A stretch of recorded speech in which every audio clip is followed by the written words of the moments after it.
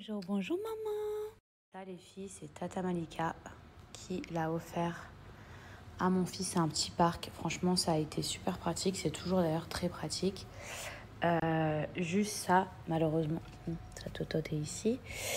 Juste ça, je sais pas, ça marche plus vraiment parce que je crois que les enfants ont trop abusé. Ça, je l'ai pas encore bien monté puisque de toute façon, je vais laver le truc là, le matelas. Ça, c'est un autre parc que Tata Sarah nous a offert. Hop, trop mignon. Hop là. Voilà. Ça s'allume aussi. Regardez. Il y a comme un espèce de petit miroir. Tout ce que j'ai commandé pour la piscine, pour mon bébé. C'est à partir de 3 mois seulement. Mais regardez, c'est à partir de 6 kilos. Mani fait 7 kilos. Donc, soit j'attends, voilà, dans 10 jours, il a 3 mois. Soit je le teste avant.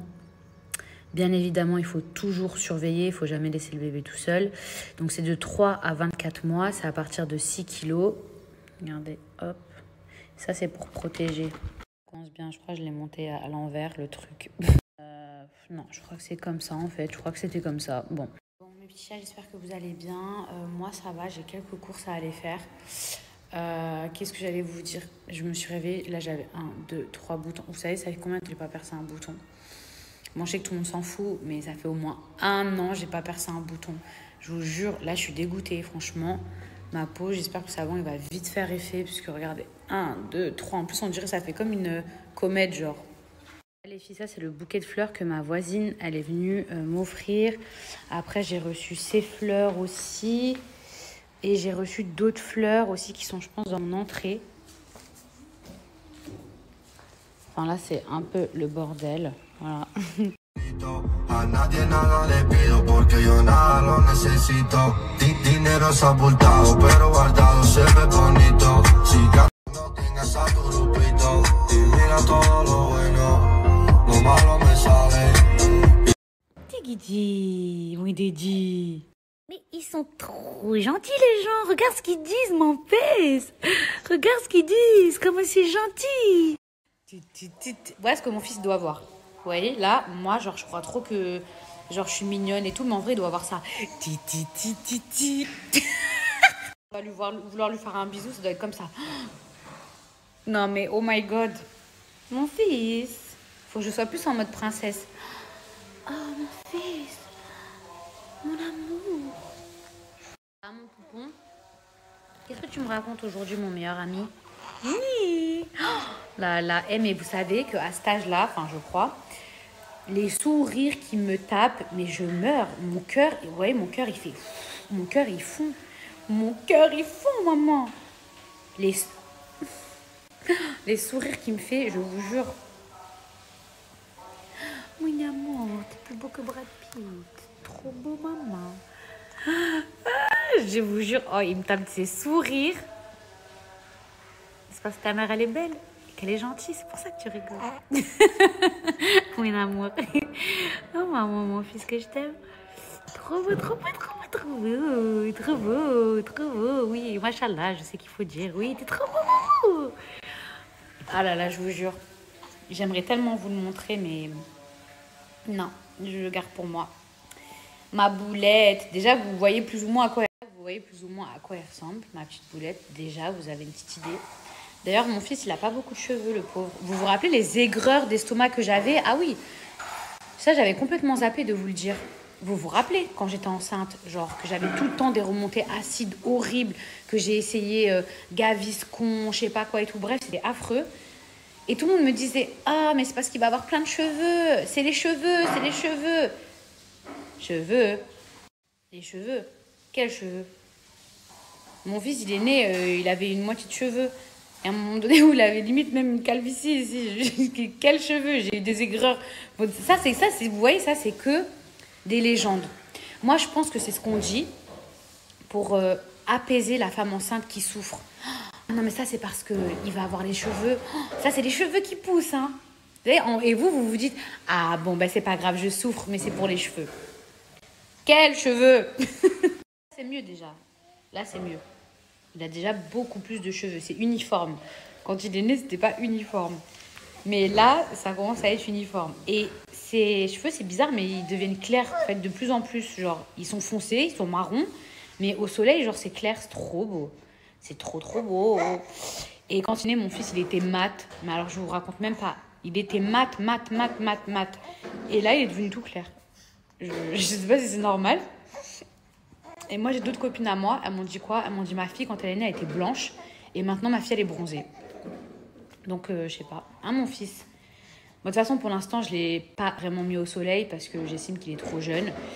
D'ailleurs, il faut que j'achète une crème solaire pour lui. Et je ne sais pas quelle marque acheter qui est bien. Mais je lui ai pris toute une artillerie. Hein. La casquette, le bob, les petites lunettes de soleil avec un petit indice UV. Je lui ai pris également un t-shirt comme les Anglais là. Vous savez, les bébés blancs qu'on voit à la plage qui ont le t-shirt et tout. Je lui ai pris ça, mon fils. Parce que je sais pas, je me dis, peut-être il est un peu trop bébé pour que je le mette que genre en caleçon de bain.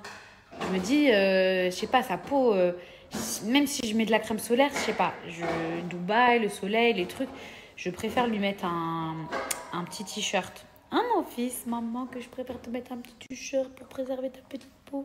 Mon fils, on dirait un petit anglais. On dirait un british. C'est-à-dire, on est passé de l'enfant Apache. Au départ, mon fils, il ressemblait vraiment à un Apache. La peau mate, les yeux archi tirés. Là, il a toujours les yeux chinois. Mais il a la peau beaucoup plus claire. Là, on dirait un petit anglais. Et même ses cheveux, ils éclaircissent. On dirait un petit british. Et ses yeux... Ah, ses yeux, c'est quelque chose, à mon fils. Il est en train de s'exciter, là, dans son lit. Il s'agite, vous voyez, je trouve ça trop chou. Il est comme ça, avec ses mains partout, ses pieds, il tape. D'ailleurs, je vais commander un truc, un espèce de parc qu'on met genre par terre. Pas celui que Sarah m'a offert.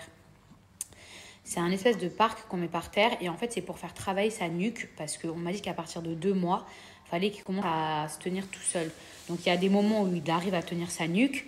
Mais bon, il faut quand même tenir parce qu'il faut faire attention. Mais en gros, à partir de 2 mois, on le met sur le ventre. Et on tape ici, derrière sa nuque. Et il est censé... En fait, on le met sur le ventre, d'accord? À tes souhaits, maman. On le met sur le ventre, le bébé. On regarde, bien évidemment. Et Mais, maman, ça va? J'ai peur. On le met sur le ventre et vous tapotez ici. Et quand vous tapotez ici, le bébé, il est censé faire... Il sourit. Donc, quand vous tapotez ici, votre bébé est censé faire ça. Alors moi, la première fois... Tu t'en rappelles, maman, c'est pour ça que tu rigoles. Mon fils, la première fois chez le pédiatre, je vous explique. Donc, à 2 mois, quand je lui ai fait faire ses vaccins, on le met sur le ventre. Elle dit, oui, vous avez commencé à lui faire les exercices pour la tête et tout, nanana. Elle dit, allez, on va essayer. Mon fils... Elle a essayé de lui taper comme ça. Il était avachi, on aurait dit une baleine échouée. Il arrivait même, le pauvre, il faisait... il n'arrivait même pas à bouger la tête, mon fils. Je rigole, je me moque pas. Toi, c'est pas vrai. C'est pas vrai, c'est toi le plus fort. Donc voilà, c'est important de commencer à faire ce genre d'exercice. Et donc du coup, j'ai commandé un tapis. En gros, un truc spécial pour sa tête, pour travailler sa tête. Et quand on le met sur le dos, eh ben, il tape des pieds. Et en fait, en tapant des pieds, il y a un piano. Donc je pense que ça va faire beaucoup de bruit chez moi, mais bon, c'est pas grave. Et en fait, vous voyez, quand il sera pas énervé, mais genre excité comme ça, là, quand il est en train de bouger ses pieds, et ben en fait, il va taper le piano. Et là, attendez. Montre quand il t'excite, maman. Voilà, à chaque fois qu'il fera ça, voilà, à chaque fois qu'il fera ça, mon fils, maman, et ben il tapera sur un piano. Maman, ça fera du bruit, maman, quand tu vas avoir ton petit jeu. Mon amour. Bon, mes amours, je me suis posée dans mon lit et franchement, ces derniers temps, j'arrête pas de réfléchir à beaucoup de choses parce qu'il y a beaucoup de choses qui ont changé, que ce soit dans ma vie de maman ou dans ma vie professionnelle. Et franchement, ce week-end, il s'est passé quelque chose qui m'a fait prendre encore plus conscience que j'arrive à un tournant dans ma vie, franchement, je vous dis la vérité, où j'ai envie de faire d'autres choses. C'est pas que j'ai envie de faire autre chose, c'est que j'ai envie de faire autre chose professionnellement parlant. Alors, je vois tout de suite déjà les articles arriver. Oui, Mila va changer de métier. Oui, des influenceurs. Oui. Non, en fait, ça n'a rien à voir. Moi, déjà, je kifferai toujours tout ce qui est métier, médias, réseaux sociaux, etc. C'est mon kiff. Ça fait 7 ans que je fais ça. Non, attendez, ça fait combien de temps? 2015. Ça fait 8 ans. Ça fait 8 ans. Vous vous rendez compte? 8 ans. Non, mais ça, le temps, il passe trop vite, je vous jure. 8 ans. Et dire qu'il y a des gens qui me connaissent même avant que je fasse de la télé, qui me connaissaient sur les réseaux sociaux, ça veut dire que vous êtes comme des gens de ma famille, limite. Ça fait genre 10 ans qu'on se connaît presque. Bref, et l'année dernière, j'ai décidé d'arrêter la télé-réalité. Tout simplement parce que bah, je m'amusais plus, je prenais moins de plaisir qu'avant. Et puis je trouvais que je n'étais pas traitée à ma juste valeur. Et moi, il était hors de question qu'on me tège. Franchement, je suis le genre de meuf, quand le train est encore en marche, je préfère sauter qu'à l'arrêt. Enfin, je sais pas si vous comprenez ma phrase. Normalement, il faut sortir du train quand il est à l'arrêt, mais je suis sûre que vous avez compris. Ce que je veux vous dire, c'est que j'attends pas qu'on décide pour moi. C'est je prends les choses en main. Je laisse pas les gens décider de ma vie. J'estime que j'ai suffisamment d'expérience, que j'ai un certain âge, et que grâce à ça, je peux pas me laisser guider ou manipuler dans ma vie. Et donc, j'avais décidé d'arrêter la télé-réalité et finalement, je me suis pas trompée parce que au final, soit tout le monde arrête, soit les émissions elles s'arrêtent, etc. La raison pour laquelle j'ai arrêté, je l'avais déjà dit, mais je vais vous le redire. Déjà, je trouve que j'étais plus traitée à ma juste valeur, premièrement.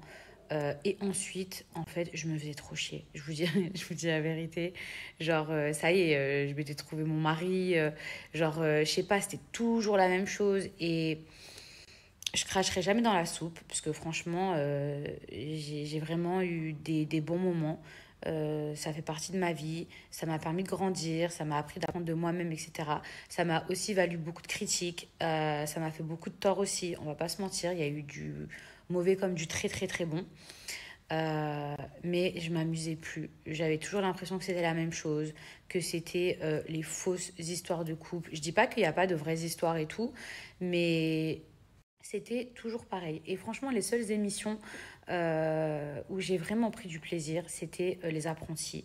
Parce que je trouvais que ça changeait. Et Les 50, c'est une émission qui aurait pu me correspondre si je ne m'étais pas fait tège au bout de 24 heures. Mais c'était une émission qui me correspondait plus parce que, euh, voilà, il y avait des stratégies, etc. Mais toutes les émissions qui tournent autour de couple, de la même chose, de ah, lui il va arriver, il est en couple, il va la tromper, l'autre elle va débarquer. Ça y est, c'est bon, cette formule elle marche plus, cette recette, c'est bon, les gens ils l'ont trop mangé là, on a trop mangé, il faut innover. Et je pense que c'est ce qui a aussi saoulé les gens, parce que c'était toujours pareil. Et franchement, moi ça me saoulait, je vous dis la vérité, ça y est, j'étais mariée, je venais dans une émission. Limite, il fallait que je fasse intermédiaire pour lui. C'était trop d'énergie. Trop d'énergie pour... Ah non, pour passer 2 minutes à la télé en plus, non. Franchement, c'était trop dur. Encore une fois, il y a un moment donné où dans ma vie, j'ai pris énormément de plaisir à faire des tournages. Même si c'était difficile, j'ai pris beaucoup de plaisir. Mais vers la fin, franchement, pour moi, il n'y avait pas de nouveauté. Je trouvais pas ma place, je me faisais chier. Et je pense que ça se ressentait. Mais après, franchement, je passais du bon temps avec mes amis et tout. Mais donc, voilà. Il y a un moment donné où je me suis dit, voilà, là, ça me correspond plus. Même de toujours jouer les intermédiaires, les machins et tout. C'est bon, il y a un moment donné où, voilà quoi. Si ils avaient créé un nouveau concept d'émission et qu'ils avaient écouté nos conseils, ou alors que c'était un truc comme les 50 qu'ils ont décidé de créer, etc., oui. Une émission autour de moi sans me la raconter avec mes amis, etc. Oui, je suis pas en train de vous dire que la télé-réalité, ça m'intéresse plus. C'est le genre d'émission dans lesquelles j'apparaissais, dans lesquelles je m'ennuyais. Encore une fois, je ne suis pas en train de critiquer ou de cracher dans l'eau dans laquelle j'ai bu. Juste, je vous explique ce qui a fait que moi, j'ai raccroché et pourquoi ça a créé de la lassitude chez moi. Parce que j'avais toujours l'impression que c'était la même chose. Que, en fait, je pensais me retrouver dans une émission de compétition et finalement, je me retrouvais dans une émission qui ressemblait à du dating parce que c'était que focalisé sur des histoires d'amour. En fait, je me croyais dans Les Princes ou dans La Villa des Cœurs Brisés. Et encore une fois, je ne juge pas ces émissions-là de dating, mais à la limite, on sait à quoi s'en tenir, puisqu'on sait que c'est une émission de romance. Mais quand j'allais dans les Marseillais contre le reste du monde, et que c'était que focalisé sur la nouvelle, la tromperie, le truc, franchement, c'était toujours pareil. Et du coup, flemme, genre flemme. Les gens qui se mettaient en couple, j'en fais partie aussi.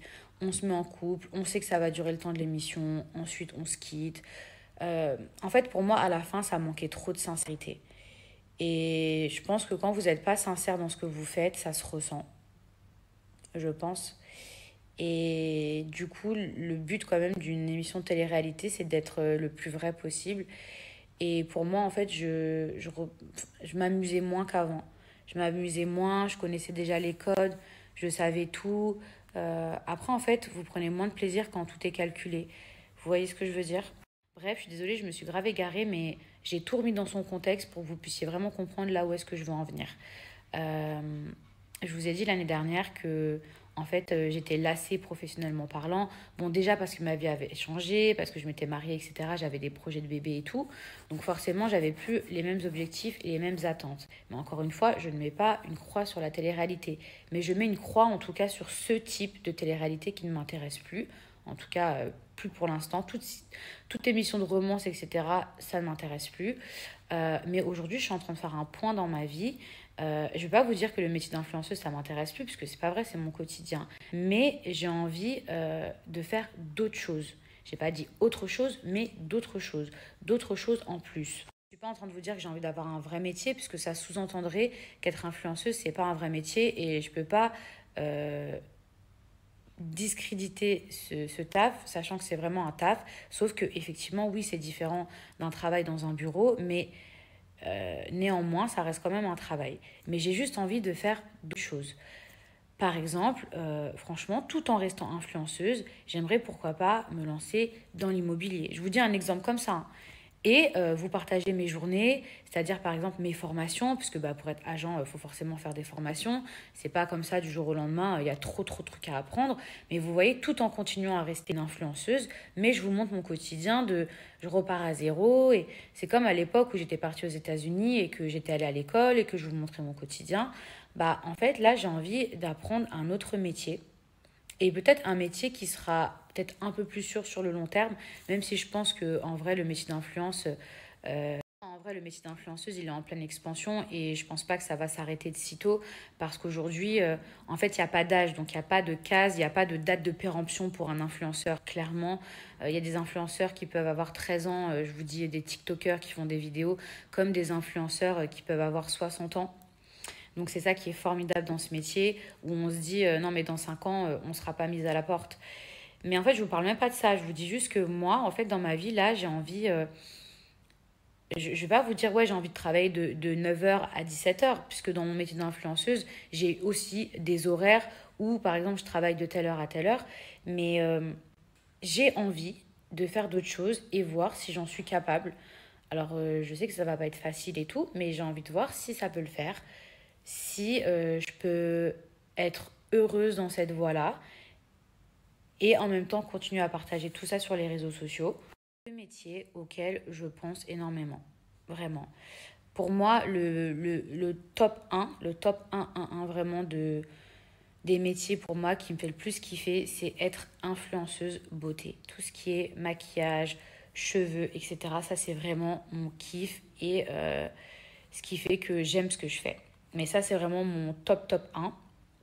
Mon top 2, franchement, j'aimerais vraiment me lancer dans l'immobilier, mais sérieusement, avec toutes les clés en main et tout connaître parce que j'ai vraiment pas envie de me faire avoir ou j'ai pas envie de me retrouver dans une galère ou dans une sauce et tout parce que l'immobilier, il y a trop de vices cachés. Donc ça, c'est un métier qui me fait quand même peur si je me lance là-dedans, mais j'aimerais bien tester l'immobilier. Et en troisième position, je sais que... Avocate, non, je rigole. Non, je sais que vous allez être choqués, mais en troisième position, j'aimerais être en gros décoratrice d'événements. En gros, être dans l'événementiel. Je dis pas wedding planner. Wedding planner, c'est trop dur. Pour moi, être une wedding planner, c'est trop de stress. Mon Dieu, au secours. Genre, non, pas à ce stade-là. Mais décoratrice événementielle pour tout ce qui est anniversaire, événements, etc. Parce que moi, à chaque fois que j'ai fait appel à des gens, pas tout le temps, mais franchement, dans 80% des cas, j'ai été déçue de ouf. Surtout que quand on y pense, ça coûte pas si cher que ça. Franchement, ils se branlent sur les prix. Je suis désolée, on va parler français. Genre, si vous avez déjà fait des anniversaires, des événements, des vrais trucs, hein, je vous parle, hein, franchement, ça coûte trop cher. Et je trouve que, en fait, si ça les vaut, à la limite, bon, bah, ok, tout le monde est content. Mais quand ça les vaut pas, croyez-moi, vous avez les boules. Donc voilà mes petits chats, mon cerveau il tourne à 200 000 à l'heure. Ça veut pas dire que genre j'arrête les placements, les trucs et tout. Et ça y est, là je vois déjà les articles, oui Mila ruinée ou au bord de la faillite, elle veut changer de métier. Franchement je pourrais même faire 150 placements par jour que ça changerait pas. Bien au contraire. Je pense que même si j'en faisais beaucoup trop, je pense que oui je voudrais changer d'horizon parce que de toute façon ça sert à rien de faire 150 placements par jour, je vous dis la vérité. Ça fait que saouler les gens. Je pense que c'est bien de faire une pub, voire deux pubs, mais pas plus. En fait, si je fais des placements de produits, je sais que ça va toucher tout le monde. Parce que n'importe quel produit est susceptible, c'est vrai, de vous intéresser. Tandis que demain, si je suis agent immobilier, genre, je sais très bien que 80% de ma communauté, bah, ils pourront pas investir avec moi ou acheter avec moi. Mais ça ne vous empêchera pas de regarder ce que je fais, de suivre ma vie. Peut-être, j'allais dire vous inspirer, enfin, je veux pas que vous pensiez que je me la racontais tout, mais peut-être ça vous donnera envie aussi de faire pareil ou je sais pas. Moi, là, je vous parle du métier d'influenceuse. Influenceuse, je vais continuer. Influenceuse, je vais continuer à prendre mes réseaux, je vais continuer à vous raconter ma vie. Je suis pas en train de vous dire j'arrête les placements, c'est pas vrai. Peut-être que si demain je travaille dans l'événementiel, bah, je ferai des placements de produits qui correspondent à l'événementiel. Et là, c'est pour ça que je vous dis pourquoi moi, j'aime être influenceuse make-up et tout, parce que le make-up, c'est ma vie, les cheveux, beauté, tuto et tout, c'est vraiment ce que j'aime. Mais si demain, je suis vraiment à fond dans l'immobilier ou dans la décoration d'événements, pas décoratrice intérieure, hein. Chut, ça suffit. Je vous parle pas de décoratrice intérieure, hein. Ça, je suis trop nulle. Oh, je suis trop nulle décoratrice intérieure. Non, non. Peut-être que à force, je finirai par devenir forte. Mais par contre, décoratrice de table, de trucs, de machin. Je vous dis la vérité, franchement, j'ai déjà payé des personnes, je trouvais que je décorais mieux que eux. Faut dire ce qui est, faut parler français. Donc je me dis pourquoi eux, on les paye et tout, et que moi, vas-y, je pourrais pas faire. Moi aussi, je peux faire. Vous savez, je suis Gémeaux, hein. Dans ma tête, ça va trop vite. Là, je pense à un truc, peut-être que demain, j'aurais changé d'avis, hein, et que je me réveillerai à midi et que j'aurais rien envie de faire. Mais ces derniers temps, c'est vrai que ça me trotte énormément dans la tête. Donc voilà, je dis ça, je dis rien. Euh, Mani est en train de se réveiller, donc je vous reparle plus tard. Voilà, dites-moi tout ce que vous pensez en commentaire ici. Voilà, tout ce que j'ai dit, si vous avez réussi à écouter tout ce que j'ai dit, parce que franchement, j'ai débité. Et ben, dites-moi ce que vous en pensez. YouTube, je sais. YouTube, je vous dis la vérité, pour moi, ça restera un de mes plus gros regrets. Ça veut pas dire que c'est mort, hein, parce que je sais très bien que, vas-y, demain, si je veux et tout, je dis pas que ça va cartonner et tout ça, mais genre, j'ai trop de trucs à raconter. Et genre, moi, vas-y, quand je parle, j'ai trop de trucs à dire. Même mes journées, mes trucs et tout. Mais franchement, YouTube, je sais qu'au moment où j'ai commencé à faire ma chaîne YouTube, franchement, je faisais des millions de vues. Je me rappelle, j'étais choquée. Il y a des YouTubeurs, ils me faisaient pas la gueule, mais genre en mode ouais, elle vient à peine d'arriver. Nous, ça fait 5 ans qu'on fait ça. Comment elle fait plus de vues? Je sais qu'il y en avait qui avaient le seum, faut dire ce qui est. Mais YouTube, en fait, pourquoi j'ai arrêté? Et c'est mon plus grand regret, vraiment. Parce que, en fait, quand les prods ont vu que je cartonnais sur YouTube, ils ont décidé de me donner SOS Mila. Du coup, j'ai fait SOS Mila. Et en fait, en faisant SOS Mila, je regrette pas, attention. Quand les prods ont vu que mon YouTube cartonnait, ils m'ont proposé SOS Mila. SOS Mila, ça a cartonné, sauf qu'à un moment donné, en fait, la prod s'est disputée avec Magali. Voilà, on va dire les choses en français. Ils se sont disputés. Et du coup, SOS Mila, ça s'est arrêté. Et je devais reprendre, mais en faisant autre chose. Sauf que moi, j'étais aux États-Unis. Enfin, bref. Et du coup, en fait, comme moi, je faisais SOS Mila, j'ai complètement délaissé ma chaîne YouTube. Et à ce moment-là, j'ai rencontré mon ex. Genre, on va pas citer son nom. Mais du coup, franchement, et je faisais je sais pas combien de placements par jour. Donc, plus les téléréalités. Et du coup, en fait, j'ai délaissé. Et je me suis pas rendu compte du potentiel de l'or que j'avais entre les mains, parce qu'il faut dire ce qui est. YouTube, on va pas se mentir, c'est énormément de travail. Il faut arrêter de croire que parce qu'on est connu, forcément, on va faire des vues. C'est pas vrai. La concurrence, elle est rude. Il y a des gens, ils ont la niaque. Il y a des gens qui sont beaucoup plus intéressants que moi. Et du coup, bah voilà, c'est plus pareil YouTube. Donc, mais ça veut pas dire que j'y ai mis une croix dessus. Ça veut pas dire que je vais pas reprendre. Mais c'est vrai que si j'avais pas laissé tomber en 2017, Dieu seul sait où je serais aujourd'hui. Peut-être que je serais une grande youtubeuse. Peut-être, hein. Peut-être pas du tout, hein. Peut-être que moi aussi, je serais invitée au Met Gala. C'est mon plus grand regret. Je suis pas en fin de vie, hein, donc pour moi, je suis quelqu'un, je me dis, ce qui doit être à moi sera à moi. Peut-être que c'était pas pour moi, ou peut-être que justement, ce sera pour moi, j'en sais rien. De toute façon, j'ai pas dit que je laissais tomber, je compte refaire des vidéos. C'est juste que franchement, je me suis pas donné le temps, j'en ai pas fait une priorité. C'est vrai, je vais pas vous dire, oh, j'ai pas eu le temps. Non, j'ai pas le temps que j'ai eu, je l'ai pas accordé pour faire ça. Il faut parler français.